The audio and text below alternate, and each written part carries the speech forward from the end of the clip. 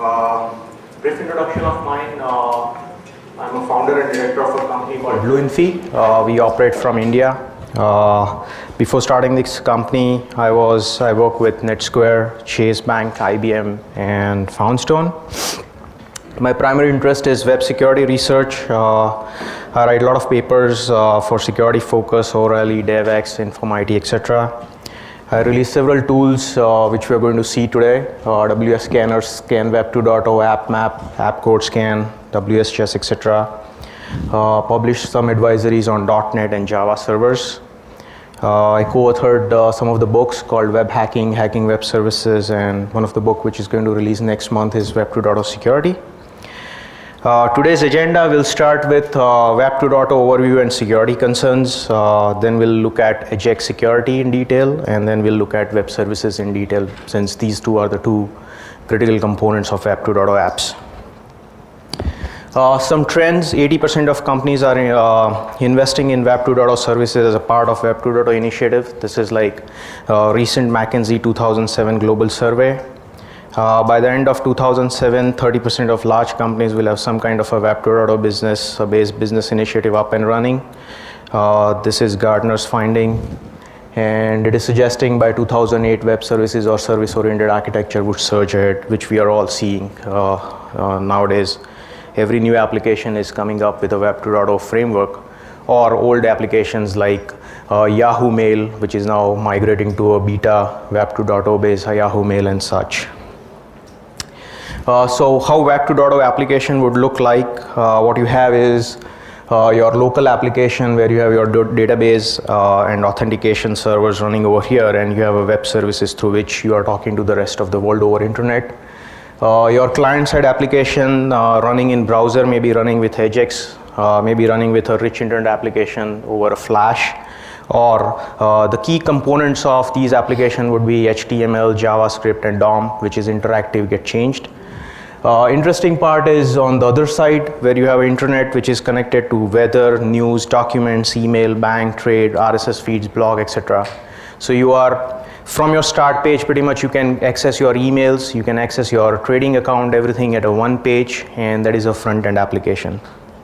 And interestingly, on top, your own application can be working as a web services and integrated into another's application as well. So what we are looking at over here is like internet, which defines network of networks. Now Web 2.0 is something like applications of applications. So like one application is integrated into different applications, and whole new term has come into picture called mashup. There is a website called webprogramming.com, which is releasing, keeping the statistics of all new mashup application, and they are saying every week 2 or 3 new applications getting added in this framework. If you look at the layers of Web 2.0, we have 4 layers. I've divided layers into 4. One is a browser layer where Ajax, Flash, RIA, HTML, CSS, JavaScript, widgets, which is like someone says widgets, Google is saying Google gadgets, and such. So there are different terms, but essentially a widgets is something which can integrate into your application in a small portion of your DOM context. Then we have a structure.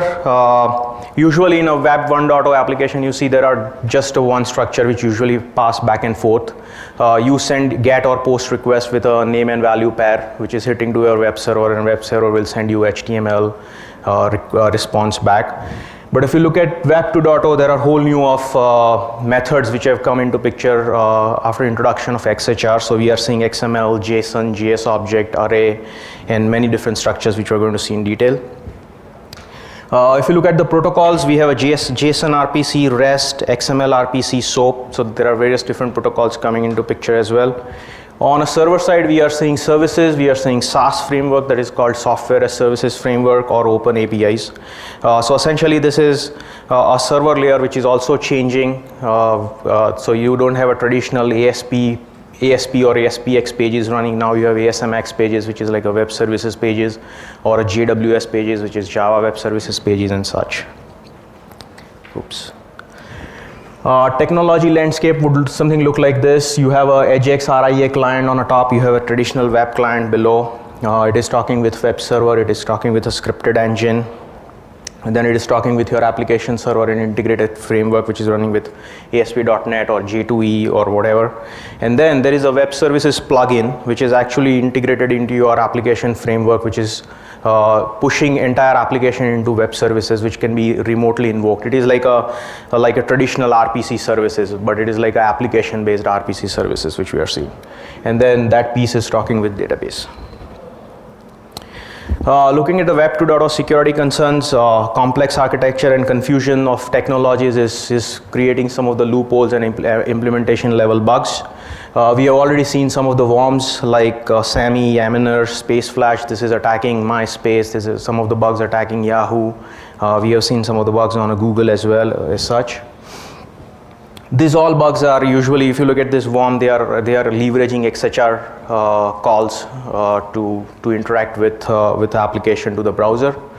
Ajax and JavaScript client-side attacks on the rise. Web services attacks and exploitations are going on. Flash clients running with a risk. You can decompile it, download, decompile, and such. Now we'll see some of the Ajax security attacks and defense. We'll cover some of the basics. We will cover some of the structures and streams. We'll see how you can fingerprint Ajax technologies. We'll see scanning and enumeration, cross-site scripting and CSRF with Ajax. There are traditional XSS and CSRF. This is like XSS and CSRF with Ajax.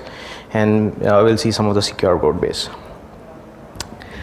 Ajax is asynchronous JavaScript and XML. You have HTML, you have a CSS, you have a JS DOM. Then JS will make essentially XML HTTP request object. This XHR object is essentially implemented in 2001 by Microsoft for their Outlook, and then in 2005 Google Suggests has picked it up, and all of a sudden it has become a big thing. But XHR is lying there for 2001, so it's not a new technology as such. It is just the implementation of this XHR is picking up around the world. XHR has capability like from a traditional browser you can't make socket calls, but you can imagine that XHR is essentially your synchronous or asynchronous socket call, which you can make which you can make using same origin policy. So as such, you are following same origin policy, that is fine, you can make that call. So XHR will make a call.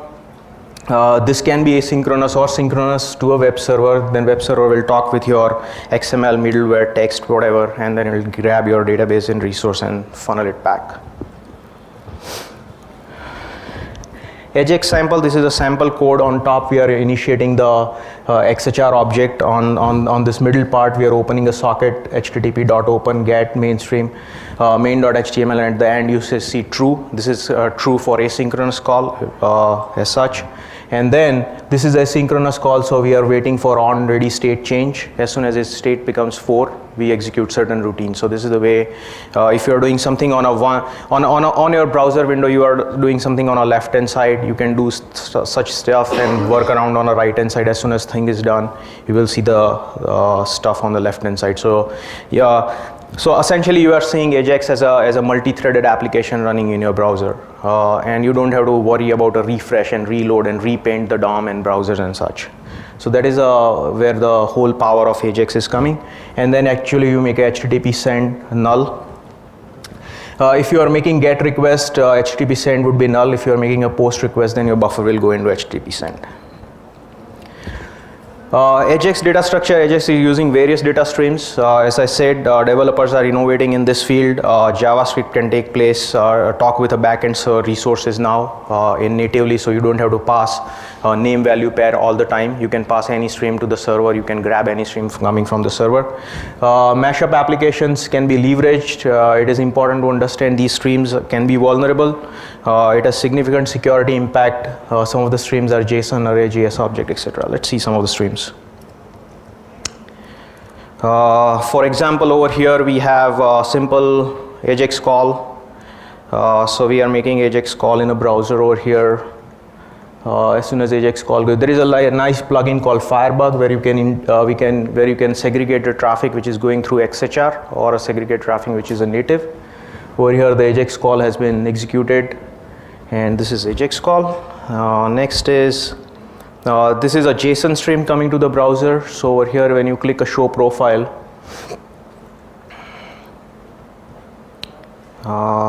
this is a call you are making to the backend application looking for, and then you can eval the call and inject the content coming from a JSON to your DOM contacts. Over here, this is a JSON stream. So you can see this is a response coming from a browser, the entire JSON object which you have integrated into your application. Similarly, over here you have XML stream coming to you. So as soon as you click the button, page source is XML. Ajax has element, so you can HTTP dot response XML. So as soon as you make a HTTP dot response XML, it will understand the stream is XML, and whatever you want to do next, you can do. Here is the XML stream coming to the browser, which get processed and put over here. Another stream is a JS object. You can pass now entire object. So what you have is a data as well as method. So it is like intelligent object you can pass from browser server to browser. Over here you can see we are evaluating the response, and over here we are using that entire object. So when you make a request, you can see that this is object. So here is the entire object has been passed from server to browser, first name, last name, number, and then 3 methods are also there: show first name, show last name, show number. So your browser can be acting as a dumb application, and all intelligence is coming as a different object from your server. Other stream is observing Ajax call with JS array. You can pass entire JavaScript array as well. Over here, complete JavaScript array is coming. Here is array, and it's as soon as it become array, you evaluate, it will become a part of your application contacts.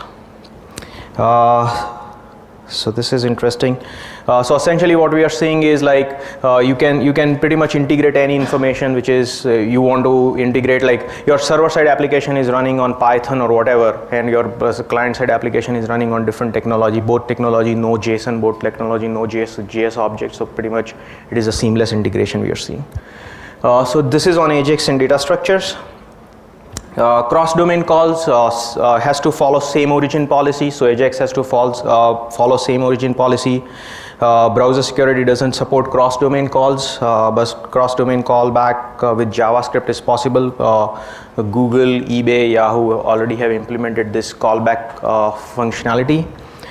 This can be lethal attack since cross-domain information get executed on current DOM context. So when you when you implement this callback mechanism, what is going to happen is you are leaving your end client or end browser on his own because you don't have any control on them. What information stream coming from Yahoo or Google.